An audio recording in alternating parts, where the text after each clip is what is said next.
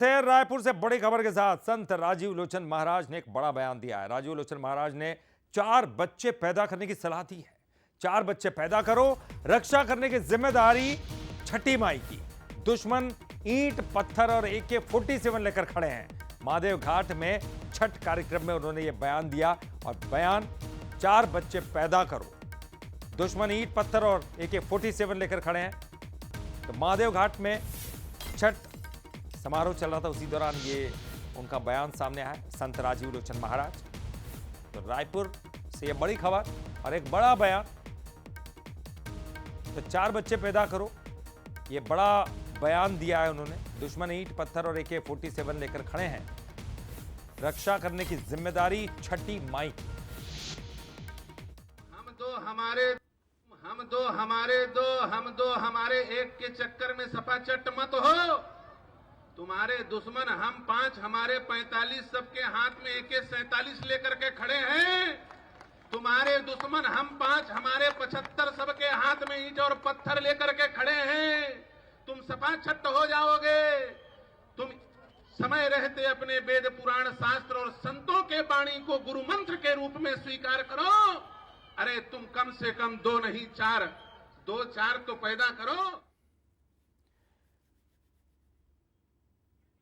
तो देखिए, महादेव घाट में छठ का कार्यक्रम चल रहा था, उसी दौरान उन्होंने ये बयान दिया। हालांकि ऐसा बयान पहली बार नहीं है, इस तरह के बयान लगातार जो है सामने आते रहे हैं, जब किसी तरह से परिवार बढ़ाने की बात कहते रहे हैं।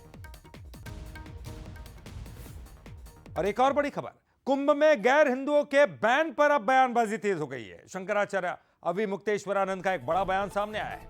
मुस्लिम धर्मस्थलों पर हिंदुओं के आने पर लगे बैन। समाजवादी पार्टी के सांसद जियाउर रहमान के बयान पर उन्होंने पलटवार कर दिया। हमारे भाई भटक कर पहुंच जाते, चादर चढ़ाते। राम अपनी जगह ठीक है, खुदा अपनी जगह ठीक है। तो एक और बड़ा बयान शंकराचार्य का, यह बड़ा बयान, वो ये कह रहे हैं कि हमारे भाई भटक कर पहुंच जाते हैं चादर चढ़ाने। राम अपनी जगह ठीक है, खुदा अपनी जगह ठीक है। तो हमारा मंदिर तुम्हारी मजार। कुंभ में गैर हिंदुओं के बैन पर अब बयानबाजी लगातार हो रही है। अलग अलग तरफों से बयानों के तीर चल रहे हैं। मुस्लिम धर्म स्थलों पर एंट्री को बैन किया जाना चाहिए, ये कहा उन्होंने। भटक कर पहुंच जाते हैं हिंदू भाई। हमारा ये स्पष्ट मानना है कि धार्मिक कार्य में सांकर्य नहीं होना चाहिए। हमने इसके लिए शब्द कहा है कि राम अपनी जगह पर है, खुदा अपनी जगह पर है। दोनों अपनी अपनी जगह उनके लोगों के लिए अपने ढंग से सही हो सकते हैं। लेकिन ये जो रम खुदैया है कि राम भी और खुदा भी एक साथ कर देना, ये रम खुदैया ठीक नहीं है। माने धार्मिक कार्य में सांकर्य नहीं होना चाहिए। अगर इस्लाम का कोई कार्य हो रहा है तो इस्लामी लोगों के द्वारा किया जाना चाहिए, और अगर हिंदू धर्म का कोई कार्य हो रहा है तो वहाँ हिंदू धर्म के लोगों को होना चाहिए। तो कुंभ में उनकी ज़रूरत नहीं है और उनके मजार पे हिंदू की ज़रूरत नहीं है। तो जल्दी, जितनी जल्दी करें, हम बहुत स्वागत करेंगे। और चलिए आपको बताते ये तमाम जो बयानबाजियों का सिलसिला शुरू कहां से हुआ था। धीरेन्द्र कृष्ण शास्त्री, आपको याद होगा कि उन्होंने एक बयान दिया था। सबसे पहले वो भी बयान सुन लेते हैं। पता ही नहीं है, वो अगर विक्रय करेंगे तो निश्चित रूप से नाश ही करेंगे, उल्टा ही करेंगे। तो कई थूक कांड मिले, फलों के ऊपर ना जाने गंदगी चिपकाते हुए मिले, एक जगह पेशाब कांड मिला। इससे ये सिद्ध होता है कि हो सकता कुछ षड्यंत्रकारी, हम ये नहीं कहते कि वो लोग हो सकते, कोई भी हो सकता। इसलिए गैर हिंदुओं को प्रवेश वर्जित महाकुंभ में कर देना चाहिए। और मेरे अंगने में तुम्हारा क्या काम भाई? वहाँ पर त्रिवेणी है, संगम है, महाकुंभ है, संतों का दर्शन है। तुम्हें कथा से लेना देना नहीं, तुम्हें हिंदुत्व से लेना देना नहीं, तुम्हें सनातन से लेना देना नहीं, तुम्हें राम से लेना देना नहीं। जब तुम्हें राम से कोई काम नहीं है तो राम के काम से तुम्हारा क्या काम? और चलिए अब आपको बताते हैं बंटवारे की बयानबाजी। तीज त्योहारों का धार्मिक आधार पर बंटवारा। जो भी तीज त्योहार हैं उनका धार्मिक आधार पर बंटवारा। कुंभ में गैर हिंदुओं की एंट्री से यह बयानबाजी का दौर शुरू हुआ था। गरबा आयोजन में आपको बता दें कि कई संतों के बयानों ने गर्मी बढ़ा दी है। तो तीज त्योहारों का धार्मिक आधार पर बंटवारा और कुंभ में गैर हिंदुओं की एंट्री से यह बयानबाजी शुरू हुई। गरबा आयोजनों में भी गैर हिंदुओं पर रोक लगी थी।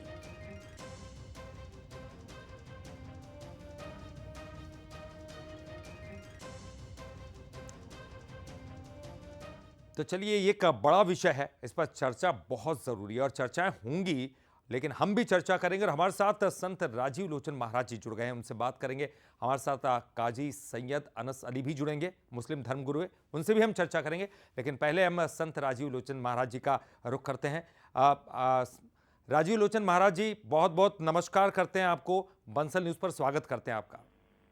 जय सिया राम, जय सिया राम। जी, आपसे जानना चाहते हैं कि आखिरकार आपने जो बयान दिया है कि आप बच्चे 4 होना चाहिए और तीज मैया रक्षा करेंगी, सामने दुश्मन है, ये आखिर ये सब क्यों दिखाई दे रहा आपको सामने? ये दिखाई दे रहा है क्योंकि स्थितियां वैसी हो रही हैं। आज हिंदू जो है अजब, ईरान, सहारा, बलख, बुखारा, तुर्किस्तान, पाकिस्तान, बांग्लादेश, भारत के 9 राज्यों में अल्पसंख्यक हो गए हैं। उसका कारण यही है कि राम और कृष्ण की कथा सुनने के बाद राम और कृष्ण के जीवन को अपने जीवन में नहीं उतारा गया। राम जी कितने भाई थे? 4। राम जी के कितने पुत्र थे? 2। भरत, लक्ष्मण, शत्रुघ्न के कितने पुत्र थे? 2। हम लोग क्या कर रहे हैं? हम 2 हमारे 1, हम 2 हमारे 2 हो गए तो ठीक, नहीं हो गए तो रहने दो के चक्कर में अपने सनातनी और ताने बाने को खुद ही नष्ट किए दे रहे हैं। आपके घर में यदि एक बच्चा पैदा होता है तो स्वाभाविक रूप से कई सारे रिश्ते मर जाते हैं। बुआ समाप्त हो जाती है, मौसी समाप्त हो जाती है, चाचा समाप्त हो जाते हैं, ताऊ समाप्त हो जाते हैं, कितने सारे रिश्ते नष्ट हो जाते हैं। इसलिए शास्त्र में कहा गया कि जिसके पुत्र नहीं होते उसे बंध्या कहा जाता है, और जिसका एक ही पुत्र होता उसे भी काक बंध्या कहा जाता है। पुत्रवती होने के लिए कम से कम 2 संतान होने चाहिए, शास्त्र आज्ञा कहती है, और हम शास्त्र के हिसाब से बात करते हैं। संविधान की दृष्टि से भी यदि कहा जाए तो संविधान की दृष्टि से भी हमारी बात सही है, किसी प्रकार से गलत नहीं है। पूरे भारत का जनसंख्या नियंत्रण करने का ठेका केवल हिंदुओं ने नहीं लिया है। हम लोग तो हम 2 हमारे 2 कर रहे हैं, और हमारे विरोधी लोग हम 5 हमारे 75 लेकिन कर रहे हैं। इससे होगा क्या? जनसंख्या तो बढ़ती चली जाएगी, इससे पूरे देश का ही नुकसान है। दोनों तरफ बराबर जनसंख्या रहे या फिर सबके लिए एक समान कानून हो, ये तो समझ में आता है। लेकिन अगर हिंदू अपनी संख्या बढ़ाएंगे तो उससे होगा क्या? कहा है कि जनसंख्या नियंत्रण करने का ठेका हिंदुओं का नहीं है। बिल्कुल, आपने सही कहा, नहीं है। आबादी में तो हिंदुओं की एक जैसा कानून होना चाहिए। पूरे विश्व की आबादी में हिंदुओं का कितना योगदान है आप बताइए? फिर भी हिंदू सबसे कम है। जो उनकी संख्या ज्यादा है उनके यहाँ पहले ये होना चाहिए। बिल्कुल, आपका पक्ष है। अनस अली काजी सैयद जी हमारे साथ जुड़े हुए मुस्लिम धर्मगुरु है, उनका भी पक्ष जान लेते हैं। अनस अली जी, आपका क्या कुछ कहना है इस पूरे मसले पर?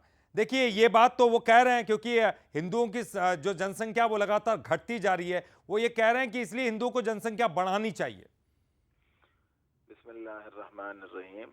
जिस तरीके से मेरे मित्र साथी जो अभी कह रहे थे कि जनसंख्या बढ़ानी चाहिए, मेरा थोड़ा सा इस मामले में एक ये पैगाम है सब लोगों के लिए कि जनसंख्या बढ़ाइए आप, अच्छी बात है, किसी ने रोका नहीं है। अगर सनातन धर्म की जनसंख्या बढ़ेगी तो मुसलमानों को इससे कोई एतराज नहीं है। ठीक है अनस अली जी, लेकिन एक और वक्तव्य दिया है, वो अभी मुक्तेश्वरानंद ने दिया है। उन्होंने कहा है कि मुस्लिम धर्म स्थलों पर हिंदुओं के आने पर बैन लगे। आपको भी लगता है कि जहां मुस्लिम जो धर्म स्थल है वहां पे हिंदू नहीं आना चाहिए? नहीं, मैं दोनों बातों का आपको जवाब दे दूं। पहले तो जनसंख्या के ऊपर मैं जवाब दे दूं कि देखिए, आपने जो जितने सारे आपने देशों के नाम गिनाए हैं कि साहब ये इतने वहाँ पे आबादी बढ़ रही, मैं इससे ज्यादा देशों के नाम गिनाऊंगा। आपने जो है बताया है कि राम जी 4 भाई थे, तो मैं ये कहना चाहूंगा, मेरा सवाल है कि आज पूरी दुनिया जो है राम जी को जानती है, उनके भाइयों के बारे में इतना नहीं जानती। क्यों? क्योंकि उनके वो आदर्श थे उनके अंदर जो परवरिश थी। हमारा सिर्फ इतना कहना है, आप खूब बच्चे पैदा कीजिए मगर उनकी तरबियत का, परवरिश का ख्याल रखिए। वो बच्चे राम जैसे बने कि राम जी अपना सत्ता, राजपाट सब छोड़ के 14 साल के लिए वनवास के लिए चले गए थे। ऐसे ना बने जिस तरीके से आज की जो जनरेशन है वो बुरे कामों की तरफ जा रही है। ऐसे बच्चे ना बने, ये हमारी आपकी जिम्मेदारी है। ठीक है। अब लेकिन दूसरे सवाल जो मैंने आपको बताया कि मुस्लिम धर्म स्थलों पर हिंदुओं के आने पर बैन लगे, ये एक बड़ा बयान है, इस पर क्या आपका कहना है? देखिए, हम मुस्लिम धर्म स्थलों पर तो सभी कोई भी धर्म का हो, मतलब मुस्लिम लोग बिल्कुल ना जाएं। मैं भी अपील करता हूं नहीं जाना चाहिए। इसी तरीके से मुसलमानों के आयोजनों में सनातन धर्म के लोग नहीं आए। मगर जो बात मार्केटिंग की है, जो वहाँ पे दुकानदार हैं लगाने की, तो दुकान का तो जो धर्म है, मजहब है, मार्केटिंग का जो मजहब है वो ये है कि अच्छी चीज मिले, अच्छी क्वालिटी में मिले और कम कीमत में मिले। कबीरदास जी ने कहा, कबीरा खड़ा बाजार में, मांगे सबकी खैर, ना काहू से दोस्ती ना काहू से बैर। ठीक। अगर वहाँ मुस्लिम चलिए भाई जाके ठीक है दुकान सर, अपने लगाएंगे- अपने हिसाब से बयानबाजी का दौर भी चल रहा है, लेकिन सबके अपने अपने तर्क भी है, उसके पीछे खास बात भी है। राजीव लोचन जी हमारे साथ जुड़े, आपका भी बहुत बहुत शुक्रिया। आनंद लीजिए, आपका भी बहुत बहुत शुक्रिया।